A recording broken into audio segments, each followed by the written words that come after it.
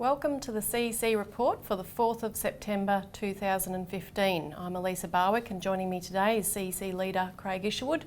Welcome Craig to what is the 5th anniversary edition of the CEC Report. Yeah, thanks Elisa. It's been quite an evolution from just being a simple internet-based program to being on 5 community TV stations around the nation and on the internet. So it's really quite a milestone for us. That's right. And we've had millions, hundreds of thousands I would say, maybe millions of people watching this show right across the spectrum of our country for the last 5 years. It's been really great. And on today's show we're going to discuss only one solution to refugee crisis: stop the wars. And secondly, Operation Fortitude: to escalate war abroad, Abbott increases fascism at home. So firstly, only one solution to refugee crisis: stop the wars. Now, the refugee crisis as it's expanding in Europe is being covered across the media quite widely. There are a lot of people, and lawfully so, that are really reacting to this in an emotional way. It's a terrible display of what's going on. However, what none of the other media outlets are addressing is the real causality of this crisis and the solution to it, and that's what we want to talk about today. Can I just, before we get into this, Elisa, because on this program over the last 5 years, we've always talked about one singular policy, top-down, which is really governing a lot of the policies that we see driven by government today, which includes the climate change hoax, fraud of global warming. This is the issue of depopulation, right? And this idea of reducing the world's population. And you've had people like Joachim Schellenhuber come out, Prince Philip and so forth, say we've got to reduce the world's population down to 1 billion. So the policies we're going to be talking about today are not accidental policies, they're actually deliberate policies to reduce the world's population. And what people are recoiling at is a result of, in a sense, an unfolding genocide in terms of these refugees, of this policy. What people have to realise is that this is the policy that's unfolding in the world today. All these wars are deliberate and they're designed for the goal of reducing the world's population, because war is one of the horsemen of the apocalypse. So it's not an accidental policy that this is happening. No. And I think that's really what's beginning to shock people, is that the horror that they're starting to witness with this refugee crisis. I think it's even taken many of the political leaders by surprise of just how horrible this is.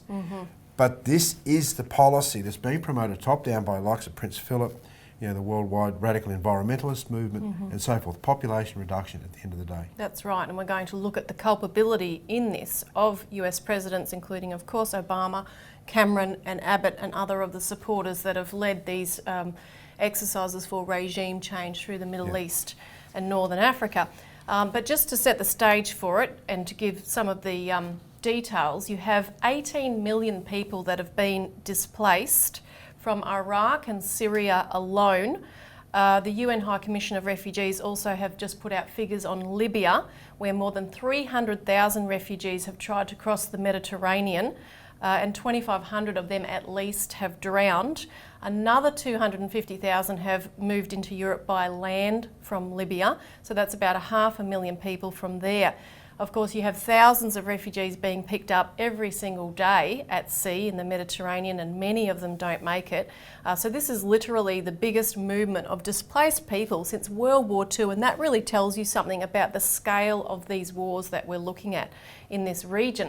Now, Hungary, of course, is one of the areas that's been inundated, and we'll put up a picture of some of the chaos at the train station, the main train station in Budapest. These, of course, are mainly people from Syria. Their typical route is through Greece, Turkey, Macedonia, Serbia, Hungary, and most of them are aiming for Germany. There have been rumours about Germany suspending the EU laws, which typically say that the refugees have to remain in the first country, the first EU country where they enter, and they'll be sent back there normally. So that was apparently suspended, but people have heard those rumours and they're trying to get to Germany and they're desperate. What you also see in these other pictures that we'll put up are the fences that are growing, which is also really horrifying. You have here a fence at the Bulgarian-Turkish border. Next you have razor wire at the Hungarian-Serbian border, and what they're aiming to replace that with, you see in the next picture, where Hungary is building a taller wall along its borders.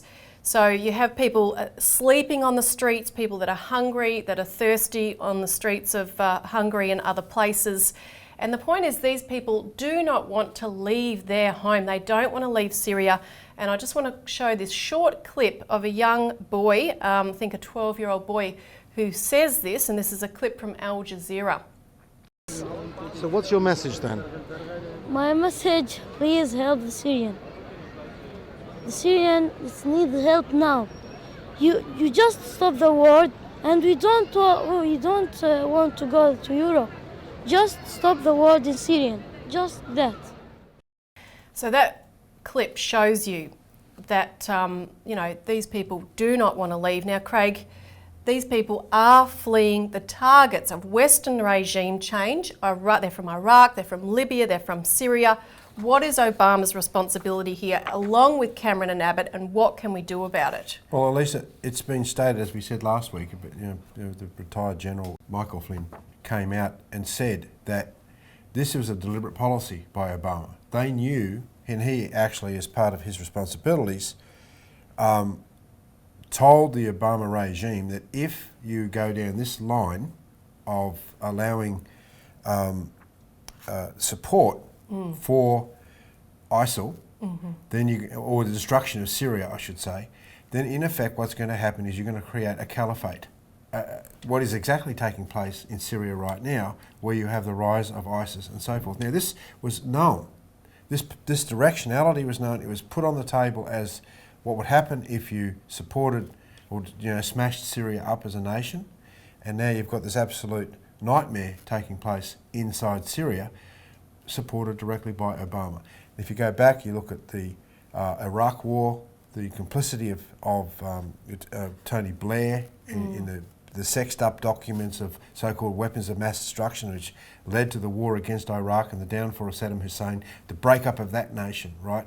You see what was done by the Benghazi affair, where you saw the Libyan leader killed, murdered in a horrendous way. That state has now fallen apart, right? It's broken down into a failed state. So you have this Western policy of promoting or getting rid of so-called dictators under the doctrine of responsibility to protect, some minority or whatever they say is being persecuted. Therefore, we have, as the West, we have a moral responsibility to go in there and protect these people. And look, they're really doing such a great job of protecting the people of these countries, aren't they? I mean, it's a joke. When you ask a number of leaders today, who would you prefer? The current system or, Saddam Hussein or Gaddafi or whoever, they would say Saddam Hussein. Because look, he might have been a tyrant, he might have been a dictator, there might have been certain problems, but the countries functioned. People didn't want to leave. They could live within those countries, and they actually lived exceptionally well, particularly within Iraq. But because of this policy of the West, you now have a series of failed states. You also have the rise of ISIS, which has been actually promoted by the West. It's been funded directly from the Saudis. We've written a lot of material about this. So this is not some accident. Now, right now, if you see the destruction of Syria as a nation, right, you're going to see the formation of caliphate. Now, we happen to have heard reports in the last couple of days that President Putin has now acted, and he has now sent in a large number of troops and aeroplanes and so forth to fight on behalf of the Syrians against ISIS, because the Russians have a strategic interest in Syria. They have a naval base in Syria, but also they don't want to see another failed state. That's right. So this is what's taking place in the Middle East right now, and the likes of Abbott to send in Australian troops in planes to fight against ISIL in Syrian actual sovereign territory could provoke a disaster that we haven't really thought of. Just imagine if, for example, the Australian pilots come under fire from Russian planes by accident. What would that mean? I mean, you're going to see all sorts of an escalation here of things that previously haven't been thought of. But very, very, very dangerous. Yeah, because this Western war against ISIS, supposedly to put down ISIS while supporting other affiliates of Al-Qaeda and so forth all the while to do so, has been going on for 2 years. And of course, the Islamic State movement has just grown stronger for that entire time. So the entry of Russia into this, if it indeed occurs, will be very interesting and could in fact outflank Obama and the entire situation. Well, the Russian position is that you have to use the neighbours in the area, Turkey, Iran, Syria and others, Iraq, in order to create a coalition around the ISIL's problem and defeat it that way. You can't just send foreign countries in with aeroplanes to think that you can wipe out the ISIL problem. Yes. And that's what Putin is doing. He's saying you can't defeat this other than having cooperation between nations. So the current P5+1 agreement with Iran, which is in a sense meant there's an agreement on the development of their nuclear capabilities and so forth. It meant that Iran can now participate in this, and they have an incredibly important role in that region to stabilise the region. But at the end of the day, the idea is to stop these wars. This is the fundamental issue: is the West has been provoking wars for, basically ever since the Second World War in order to maintain their control over various different regions. Yeah. So after the break, we're going to talk more about that solution that you just mentioned of actually rebuilding economically this region once we end the wars.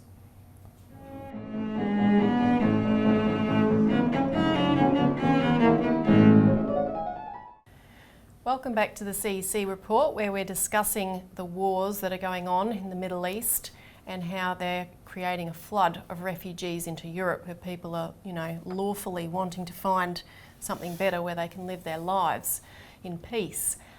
So we need to stop the wars. There's no other way around this. These people don't want to leave. They want to remain in their homes as people naturally do. But we also want to discuss the development of the entirety of Africa, the Middle East and the Eurasian land bridge, really in coherence of the entire world and uplifting the planet, because we're all going the same way. Now, just before we do that though, I'll just go through, there's a whole range of significant voices being raised against the war drive, and most of them, interestingly, are warning against the grave threat of the use of thermonuclear weapons. They can see that, particularly between the US and Russia, that there could be a potential thermonuclear exchange, which is extremely dangerous. And I think it's important to mention at this point that the leader of the Schiller Institute, Helga Zeppelerisch, has put a very important call out, Elisa, that people should read and get out and distribute as much as they possibly can to the leaders of their particular communities. I think a link will be put up on the screen now for that. And that she's appealed to the leaders that will be gathering in the next few weeks at the United Nations General Assembly in New York, to deal with this situation by ending the wars and promoting development. And I think people have to understand that if they were just as an individual to do something, and many other people did the same thing, you can create an actual torrent of protest against this direction. Because there's really it's one of the things I wanted to bring up, there's really no anti-war movement, which you typically would see, and you saw it at the time of the Iraq War. Yeah. And it's just not happening right now, and I think in the next segment we'll talk a bit more about why that is and the conditions of fear that have been created even here to put that down. William Polk, who is the US State he was in the US State Department during the Cuba Missile Crisis. He came out on the 28th of August in Consortium News with an article headlined "Pushing the Edge of Nuclear War," and one of the critical things he said was that if you had have had different leaders than Kennedy and Khrushchev during the Cuban Missile Crisis, that things would have ended very differently. And of course that puts you in mind today of, great nervousness given Obama in the White House. He said that we wouldn't even be talking about this today because we wouldn't exist. So Jürgen Todenhofer, he's a former German Member of Parliament for nearly 20 years and a current leading anti-war figure over there, has put out an open letter to the war politicians, as he called it, saying that more and more wars, waves of terror and refugee crisis will determine the future of our planet unless we change course. The German Free Thinkers Association warned against the acute threat of nuclear war, and the European Leadership Network, which is made up of former defence and foreign ministers of the United Kingdom, other European countries and Russia, have also put out another call for the immediate convocation of the NATO-Russia Council to calm things down. And even the US and Russian co-presidents of the International Physicians for the Prevention of Nuclear War, with representatives in 64 countries, wrote a joint letter to Obama and to Putin saying, look, we have to deal with this diplomatically. So, you know, we have to stop the war. That's first and foremost. We're getting more voices saying that. But let's look now at the perspective for development of how we can reverse the destruction of these nations across the Middle East and Northern Africa. Well, look, Elisa, I think let's look at our own history. Go back 50, 60 years, right? We took in 100,000 refugees from the Second World War, displaced people from Europe.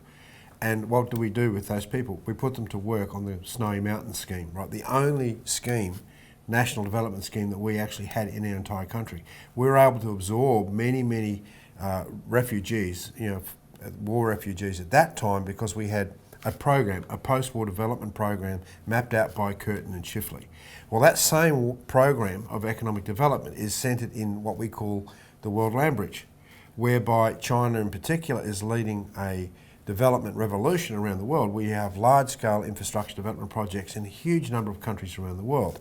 And it's also being promoted by the BRICS grouping of countries, Brazil, Russia, India, China and South Africa, where the idea of asserting national sovereignty, of national economic development for their peoples are the reason that it's come together in opposition to the West. So, I mean, you've got the first high-speed rail project, for example, being proposed for Egypt. Hello, Australia, please. High-speed rail, Australia. Egypt is getting a high-speed rail in collaboration with China, right? You have Egypt and Russia collaborating to build their first nuclear reactor. Hello again, Australia. Well, Yeah. you know, here we have all this uranium and thorium, and we have no intention of even going down the nuclear path at this time when it's absolutely essential. Kenya, African nation, is preparing to build a nuclear plant. I mean, this shows the absurdity of what's taking place in our country. So the impulse for development from both Russia and China, in particular BRICS countries, is so strong. It's not reported here in the Australian media, but there is a rapid alternative which can be implemented immediately. Stop the wars. Use the collaboration that you see within the BRICS countries to go into these countries, rebuild them, and stop the displacement of these people. Yeah, I think the African nations are really seizing on what they're seeing the BRICS countries doing. There's a big debate in Nigeria about we have to join this National Development Bank. They actually want to fund infrastructure. You know, unlike the IMF and the World Bank, Ethiopia is preparing to build a space project. They've just put up an astronomical telescope on Mount Ntonto. So this is what we have to be promoting and pushing from Australia. So we'll stop there, and after the break we'll look at more of the domestic situation in Australia, which is preventing Australian citizens, I think, from acting on this.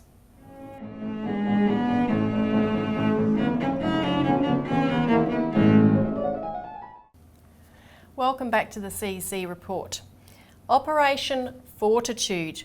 To escalate war abroad, Abbott increases fascism at home. So last Friday, I'm sure all of our viewers have heard that there was this operation by the newly formed paramilitary organisation Australian Border Force, which was cancelled at the last minute. Of course, they were going to be patrolling the streets of Melbourne, checking people's passports and so forth. And there was a massive uprising and backlash against this, which is good. This is one more aspect of Abbott's grab for power. That's what it actually is, in the name of national security. And before we talk a bit more about it, I'm going to play a clip here of Tony Windsor's reaction to this. This is the former independent member for New England. And it's very interesting because he's reflecting what we've been saying for a long time, that there are deliberate provocations to create fear in the population. So we'll just roll that clip. It is to create fear in the eyes of the community. It is to create a circumstance similar to John Howard's Tampa circumstance, where people suddenly rush to one side of the political debate. It is an absolute disgrace what is going on a number of levels.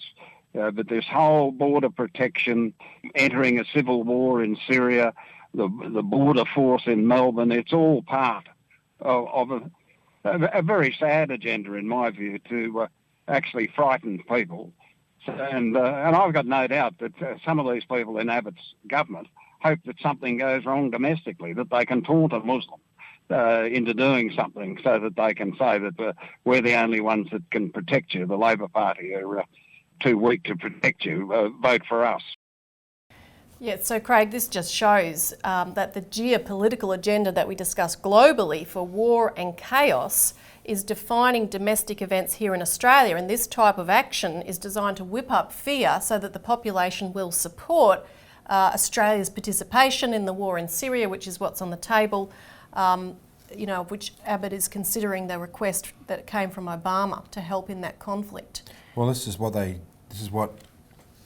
leaders do when they want a certain policy direction, and it's not just the external factors, it's the internal factors too, because inside the Australian political scene, talking about terrorism or terrorism attacks or the potential terrorism incites fear in the population, and therefore the reaction is, oh, we've got to support the government in their moves forward, when this is a fascist policy. This is not true. And what we've seen recently with most of the reporting is simply to whip up the fear, but also to put into place mechanisms, police state mechanisms like ASIO and so forth, to instill fear in people actually rising up. And you have to ask the question, where's the anti-war movement? Yeah. Where are people marching in the streets against what's taking place in Syria or against what's taking place in the Ukraine, particularly the rise of the far right Nazi movements? Why isn't this taking place? Why isn't there a movement against the threat of nuclear war? Well, essentially people have been brainwashed to think that somehow this is not a serious problem. And I've had people say this week, I know we have to have World War III before people wake up. I mean, this is insane. The fact that you can even contemplate thermonuclear war, which is a war of extinction, shows you how off the planet a lot of people are when they're thinking about strategic events. They're completely misinformed. So the idea of creating fear in a population is for control. It's for control for reasons of making sure that the policies of the government are laid down. And they come up with these things like this Operation Fortification to do this. I mean, look at the other example, which was this threat, the terror attack on the morning of Anzac Day. And of course they arrested a number of teenagers for that. Well, they've just released one of the key teenagers, the 18-year-old Harun Korsavich. He was released and all the charges were dropped. So you have these incidents and it provokes rage, and this is exactly what Mamdouh Habib has been saying. And of course you can see our press releases where we've documented the fact that he says, look, ASIO is deliberately provoking rage in the community to trigger events that they can then react to. Seems outrageous that they would do such a thing, but look at it. And then you look at this new Australian Border Force. I mean, they are trained, they have to be willing to use personal defence equipment, including a firearm, and to use the use of force, and yet they're not a police force, they're not a military. What are they creating here, and why exactly do we need it? Well, look, Elisa, there's something bigger driving all of this, and that's the crash of the global financial system. Right? We've just seen a massive gyrations on the stock market because the underlying debt, speculative debt and other, is unpayable. The entire system is coming down. Therefore, as we've said many times, going back 15 years, governments know this. They've got to put in place police measures to control the population, not against terrorists, but against this sort of threat. The fact that people will rise up because their economic system is disintegrating. And look what's taking place in England right now with Jeremy Corbyn. Here you have a leader of the Labor Party about to be elected who completely opposes the City of London and everything the City of London has stood for, and the Blairites and so forth, and consequently you have a revolution taking place in the UK. That's right. So call in for more information if you haven't already gotten a copy of our alert, and join us again next week for the CEC Report.